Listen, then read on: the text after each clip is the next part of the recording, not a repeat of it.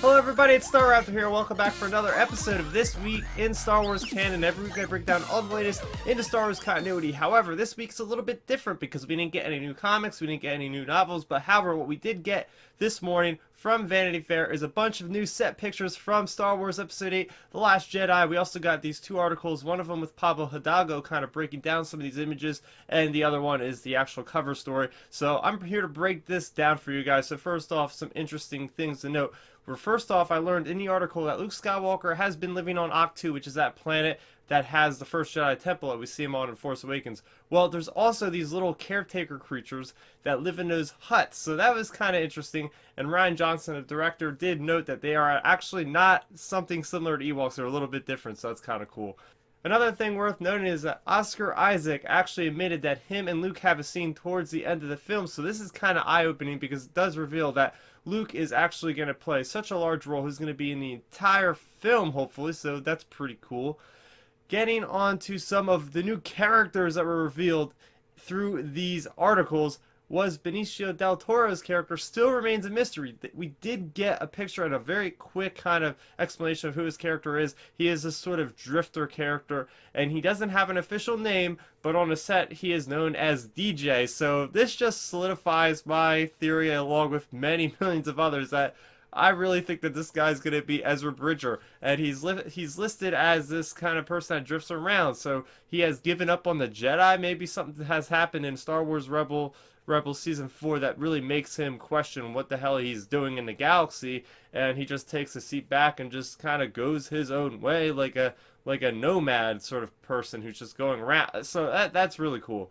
Another character that was revealed finally was Laura Dern's character. She plays this prominent officer in the Resistance named Vice Admiral Holdo. So yeah, pretty cool. We're getting more of the hierarchy of the military in the Resistance. So the other character that was previously revealed at Star Wars Celebration, played by Kelly Marie Tran, who is Rose Tycho. We got some more details. She is, of course, a Resistance maintenance worker. She pairs up with Finn on a mission that takes him to a just-announced location called the Cantina of Canto Bight. So this is pretty interesting because its inhabitants are a bunch of new aliens made by Neil Scanlon's team, who's done work on Force Awakens and Rogue One. So it's really great seeing these new creations in Star Wars. I always get a kick out of aliens because they're what really draws me to Star Wars as a fan. And it's really interesting because these are more of the high-class clientele. It was explained in the article with Pablo Hidalgo that these people, yes, we just found out that Hosnian Prime got destroyed, and yet these people are partying it up because these specific people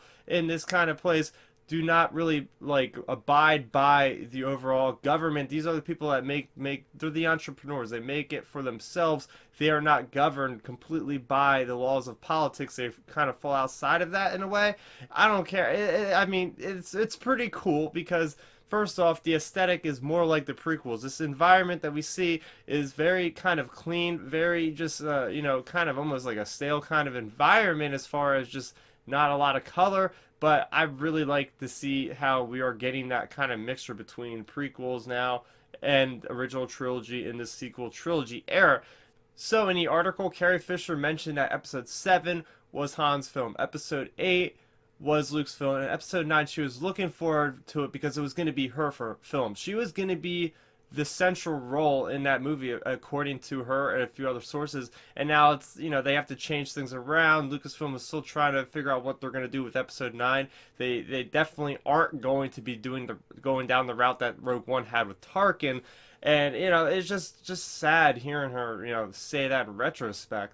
And just seeing all these pictures of her was really heartbreaking, especially that picture with Luke and General Leia embracing together. Like, that was just, wow. I mean, I thought I'd gotten past all, of thinking about Carrie Fisher's passing, and these kind of just stirred up my feelings again, honestly, guys. Seeing these pictures really just kind of hurt me again, just looking at them, like, oh, man.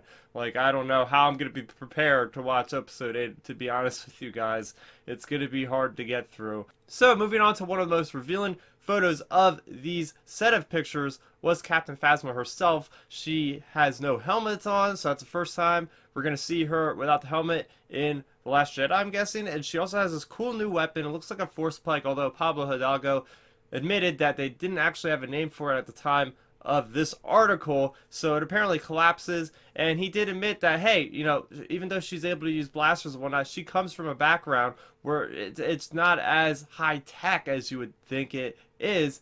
And finally, this article and these pictures were accompanied by this wonderful video that was going behind the scenes at the Last Jedi. And wow, like this just brought magic, you know, watching this thing. I was like, wow, we are in for such a treat. They keep saying that Rian Johnson, he's directing this film, he's unlike any other director. He is definitely going for that very, very specific challenge of all the characters. He's challenging the characters, each one of them, in this movie. It's going to be something else.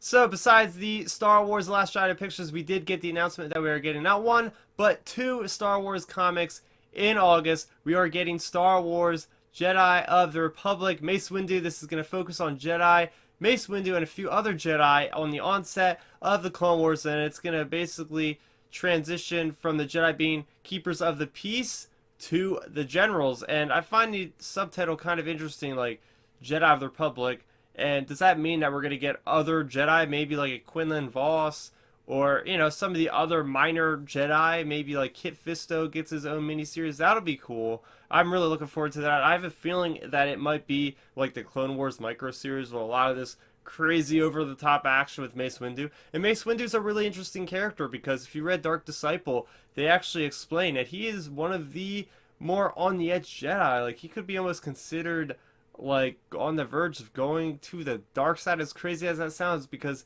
even his fighting style is just super aggressive. So, I don't know, I can't wait for that. But we are also getting Star Wars Rogue One, Cassian and K-2SO Special #1. It's just a one-shot, and it's going to go over the backstory of how Cassian meets K-2SO. So I'm sure that's going to be another fun one. So that's going to do it for another episode of This Week in Star Wars Canon. But I want to know what you guys thought about all those awesome The Last Jedi pictures. Do you think this character being played by Benicio Del Toro will be anybody other than Ezra Bridger from Star Wars Rebels? And what do you think about those 2 new Star Wars comics coming out in August? Would you pick them up? Let's talk about it in that comment section below. Also, make sure you check out my latest upload of me unboxing a Star Wars Force Effects Luke Skywalker lightsaber. And please make sure you subscribe to this channel so you don't miss any other future Star Wars uploads. I'm Starrapter. Thank you for watching, and may the Force be with you always. So, did you like the video? Then make sure you rate it a thumbs up, and if you did that, go over there, hit that Starrapter head so you subscribe to my channel. Doing so will keep you up to speed on all of my latest content, speaking of which you can see a couple of my recent uploads down below.